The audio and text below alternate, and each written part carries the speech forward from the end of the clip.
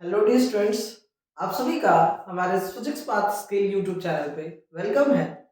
और जैसा कि आप सभी जानते हैं कि हमारे इसी यूट्यूब चैनल पे daily math math by Darakhsha ma'am और केमिस्ट्री जो कि हमारी साक्षी मैम ले रही है, और साथ ही साथ फिजिक्स जो कि मैं ले रहा हूँ, मैं सन्नी तिवारी, है ना। तो आप सभी का अब डेली इसी चैनल पे 12th की physics chemistry and math regular lectures upload किए जा रहे हैं। और स्टूडेंट्स, मेरा ये कहने का मतलब है ये जो आपको मैथ केमिस्ट्री विद फिजिक्स, ये जो आप सभी को जो लेक्चर्स मिल रहे हैं, ये सभी चीजें बिल्कुल फ्री ऑफ कॉस्ट। आपको इस चैनल पे ना ही किसी तरह से कोई भी बैचेस का कॉस्ट देना है। अप टू क्लास 9 से 12, अप टू क्लास 9 टू 12 इस चैनल पे आपको रेगुलर लेक्चर्स मिल रही है। चैनल आपको बस कुछ नहीं करना है, बस चैनल सब्सक्राइब करना है, और डेली एक प्रॉपर टाइम है। मैं जल्द ही इस टाइम को मैं आप सभी के अपडेट कर दूंगा कि आप सभी को इस टाइम्स में आप लोगों को बस यूट्यूब खोलना है, आपको लेक्चर्स मिल जाएंगे। ठीक है। तो जी स्टूडेंट्स, हम लोग जो है आज का जो टॉपिक होने वाला है हमारा आज क्लास 12 फिजिक्स का, जो कि बहुत ही इंपॉर्टेंट रहने वाला है एग्जाम के नजर से देखते हुए। ठीक है, एग्जाम के नजर से देखते हुए। तो अगर आप हमारे इस चैनल पे न्यू है, हमने अपने डिस्क्रिप्शन में लिंक दे दिया है व्हाट्सएप ग्रुप का, आप वहां पर जाके हमारे व्हाट्सएप ग्रुप को ज्वाइन कर सकते हैं। तो डियर स्टूडेंट्स, हमारा आज का टॉपिक होने वाला है electric field intensity at any point on the axis of uniformly charge ring. मतलब एक यूनिफॉर्मली चार्ज रिंग है, मतलब एक रिंग है जिसपे लेटर सपोज, क्या ध्यान से सुनो, क्या है एक्सप्रेशन, क्या निकालना है कि एक यूनिफॉर्मली चार्ज रिंग है, दैट मींस प्लस चार्ज एक यूनिफॉर्मली चार्ज रिंग है। ध्यान से समझना अच्छे से इसको, इसका expression electric field intensity calculate करेंगे हम सभी बच्चे। तो लेटर सपोज जो यहाँ पर चार्ज डिस्ट्रीब्यूट है दैट इज प्लस क्यू, और क्या है कि हम मानते हैं कि ये जो रिंग है इसका कुछ ना कुछ रेडियस होगा, दैट इज आर। इस रिंग का जो रेडियस हम क्या मान लेंगे, दैट इज आर। और इसी का एक पी पॉइंट, इस पी पॉइंट पर इस चार्ज का इलेक्ट्रिक फील्ड हम लोग जो है सबसे पहले कैलकुलेट करेंगे। तो कहीं ना कहीं देखा जाए तो हम क्या करेंगे, क्योंकि यूनिफॉर्मली चार्ज रिंग है, पूरा चार्ज क्या है, डिस्ट्रीब्यूटेड है over the whole surface of this ring, है ना। तो हम क्या करेंगे, सबसे पहले एक साथ पूरा तो नहीं निकाल सकते हैं, तो स्मॉल स्मॉल एलिमेंट हम क्या करेंगे, कंसीडर करेंगे। दैट मींस एक स्मॉल एलिमेंट यहाँ पर कंसीडर करेंगे जिसपे चार्ज कितना होगा, dq चार्ज होगा, और उस एलिमेंट का लेंथ कितना होगा, dl लेंथ होगा। कोई दिक्कत, स्मॉल स्मॉल एलिमेंट हम कंसीडर करने वाले हैं, ठीक है ना।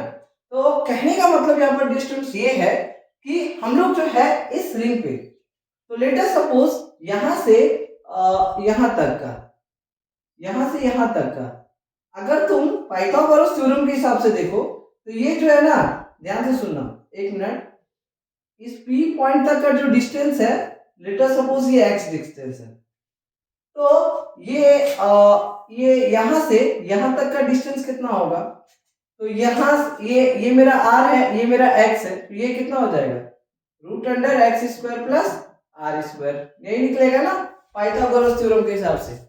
जस्ट सेम लाइक दैट, यहां से यहां पर भी लेट अस सपोज एक स्मॉल एलिमेंट कंसीडर करते हैं जिसके चार्ज कितना होगा, dq चार्ज होगा, और उस पे लेंथ कितना होगा, dl लेंथ होगा।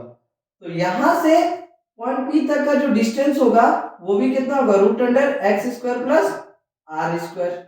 कोई दिक्कत नहीं सर, चलो ठीक है, यहां तक आप सभी को अच्छे से समझ में आ चुकी होगी। क्योंकि हम इस dq चार्ज के कारण हम इलेक्ट्रिक फील्ड का डायरेक्शन देखेंगे, पता करेंगे, क्योंकि एक पॉजिटिव चार्ज है तो टुवर्ड्स द डायरेक्शन होगा क्या, नहीं, अवे होगा ना, ये दूर जा रहा होगा। तो ये इस dq चार्ज के लिए जो इलेक्ट्रिक फील्ड का डायरेक्शन होगा ये होगा। कोई दिक्कत नहीं होना चाहिए, उम्मीद है। और इस dq चार्ज के लिए इसका डायरेक्शन क्या हो जाएगा बाबू, ये हो जाएगा। कोई दिक्कत नहीं होना चाहिए, उम्मीद है।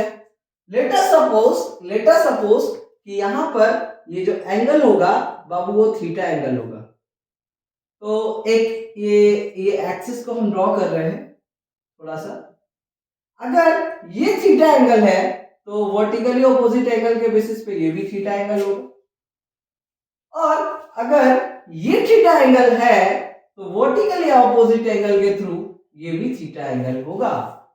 क्योंकि यहाँ पे जो कंपोनेंट्स आप देख पा रहे हो इनफाइनाइट नंबर्स ऑफ कंपोनेंट्स बनेंगे। तो लेट अस सपोज हम अगर इसको देखो cos थीटा और sin थीटा, तो cos थीटा वाला कंपोनेंट कौन होगा? जो थीटा के अलोंग होगा। क्योंकि ये थीटा के अलोंग है तो यहाँ पर इलेक्ट्रिक फील्ड यहाँ कंपोनेंट क्या है? DE cos थीटा होगा। ये भी थीटा, ये भी जो है ये जो है इलेक्ट्रिक फील्ड का डायरेक्शन जो है ये भी थीटा के अलोंग है, तो इसका भी क्या हो जाएगा? DE cos theta. और इधर माइनस, ध्यान से सुनना, DE cos थीटा। अब अगर हम बात करें, क्योंकि इस एक्सिस के अगर हम वर्टिकली देखें, अगर इस एक्सिस का बात करें तो ये तो थीटा के अलोंग था, ये टुवर्ड्स था, और ये थीटा से दूर है ना, अवे है ना, तो ये यहाँ पे जो कंपोनेंट हो जाएगा DE sin थीटा हो जाएगा। DE ये भी क्या हो जाएगा? DE sin थीटा हो जाएगा, DE sin थीटा हो जाएगा। ठीक है, DE sin थीटा हो जाएगा। जल्दी से एक बार इसको आप लोग नोट डाउन करें, फिर आगे बढ़ते हैं। जल्दी से, फटाक से, जल्दी से बाबू एक बार नोट डाउन इसको कर ले जल्दी से।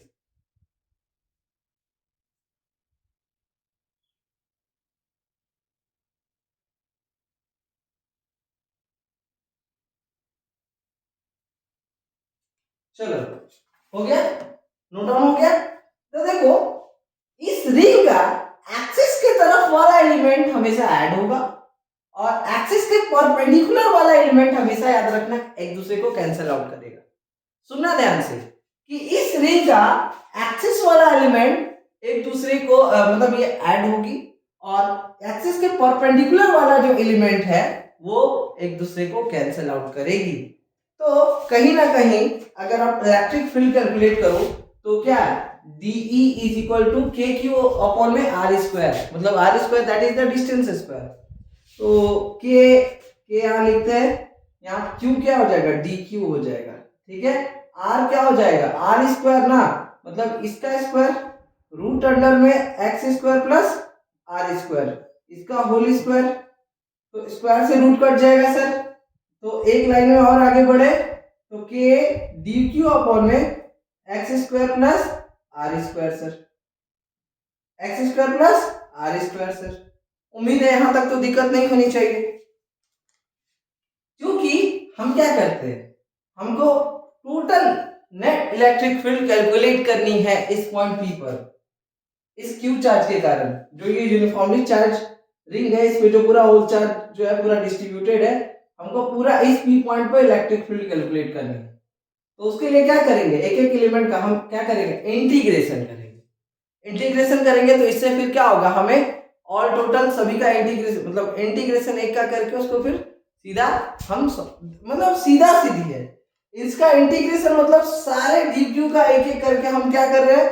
सीधा, मतलब इसके बाद हम लोग क्या करेंगे? सारे DQ का मतलब इंटीग्रेशन करेंगे, उसके बाद ऐड करेंगे एक एक करके, सिंपली वही काम हो जाएगा। देखो अभी एक एक करके बात सुनो।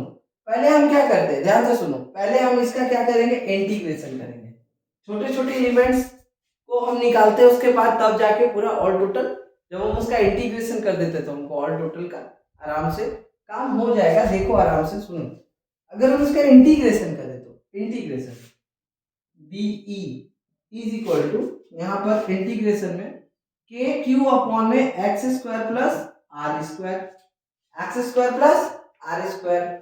अब अगर मैं बात करूं यहाँ पर, अगर मैं बात करूं, क्योंकि k जो है कांस्टेंट है, k जो है कांस्टेंट है, और DQ देखो ध्यान से सुनो, कहीं ना कहीं, एक मिनट रुको, यहाँ पे अगर हम एक लाइन और बढ़े, ध्यान से सुनो, यहाँ पर क्या हो रहा है? ये DE cos थीटा ना, तो हमने अभी क्या बात किया था कि एक्सिस के अलोंग जो होगा वो ऐड होगा, और एक्सिस के परपेंडिकुलर जो है एक दूसरे को कैंसिल आउट करेगा। तो इसका इंटीग्रेशन करते हैं। क्या करते हैं इसका? बेसिकली हम लोग सिंपल तरीके से क्या करेंगे? इंटीग्रेशन करेंगे। तो हम लोग सिंपली क्या करेंगे? इलेक्ट्रिक फील्ड कैलकुलेट करना है तो integration d e cos theta, d e cos theta, d e cos theta. और उसके बाद एक और काम ध्यान से सुनिएगा, रुकिए रुकिए। E is equal to d e का वैल्यू हमने यहाँ देखा है ना के के डी क्यू अपॉन में x square plus r square, ये देखा हमने अभी। क्योंकि ये कहीं ना कहीं आपका ये क्या है, पूरा पूरी अगर देखा जाए इसको इंटीग्रेशन में अंदर मतलब ये अभी यहाँ वैल्यू पुट किए हैं, डी का वैल्यू पुट किए और यहाँ पर कॉस थीटा। अब क्या करेंगे ध्यान से सुनना कि E is equal to integration, यहाँ पर कहीं ना कहीं कुछ कांस्टेंट दिख रहे हैं, जैसे के कांस्टेंट है, कॉस थीटा भी है ना, कॉस थीटा भी, एक्स स्क्वायर और आर स्क्वायर, कहीं ना कहीं एक्स स्क्वायर और आर स्क्वायर ये सभी कांस्टेंट है। हमारा यहाँ इंटीग्रेशन किसका होगा? खाली डी क्यू का होगा।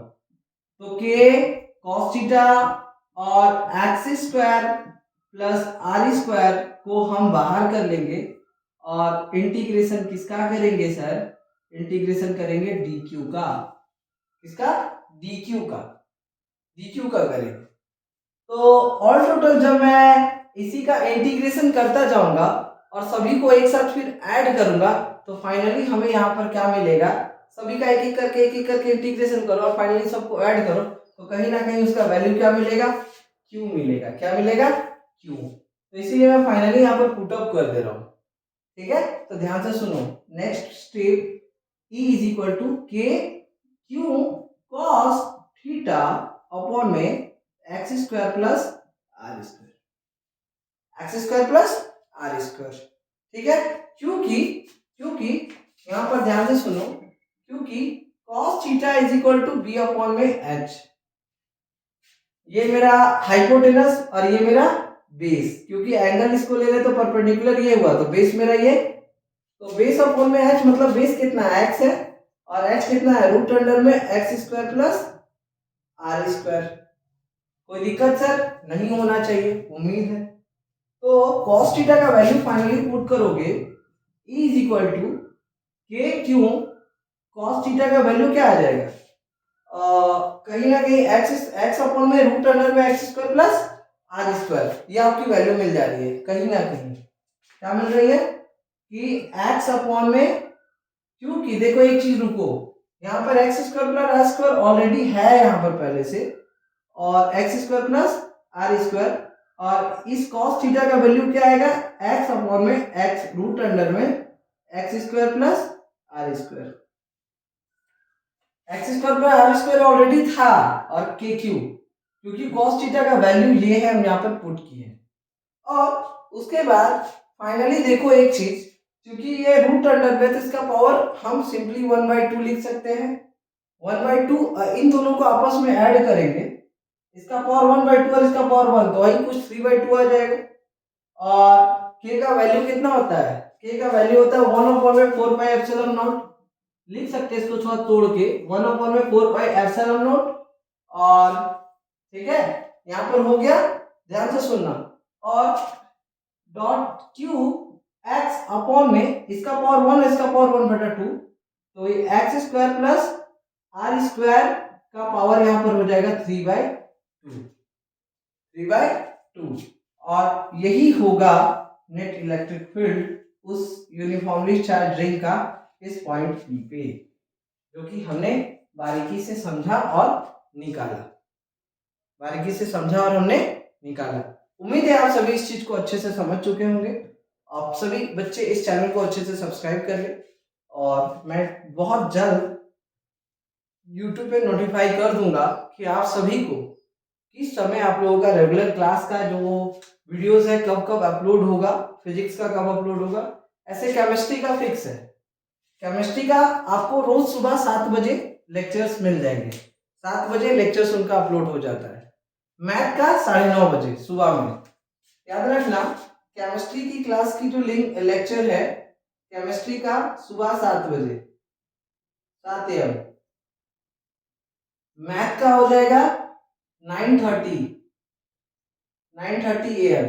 और फिजिक्स का जो होगा फिजिक्स का वो हो जाएगा 3:30 PM, डेली 3:30 PM। ठीक है, ये टाइम में आपको इसी चैनल पर हमारी क्लास 12 की प्रॉपर कंटेंट डेली अपलोड होते जाएगी, क्लासेस अपलोड होते जाएंगे।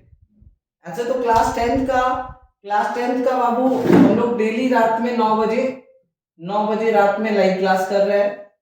और क्लास 9th का बाबू हम लोग डेली 9:40 में लाइव क्लास कर रहे हैं, 9:40 में। उम्मीद है आप सभी इस चीज को समझेंगे अच्छे से और हम लोग आगे से और अच्छे से मेहनत करने पे काम करेंगे। Thank you. तो आप सभी कोशिश करें, जरूर से जरूर चैनल को सब्सक्राइब कर ले और कमेंट बॉक्स में जरूर अपना नाम और किस स्टेट से हो ये मेंशन जरूर करें। Thank you.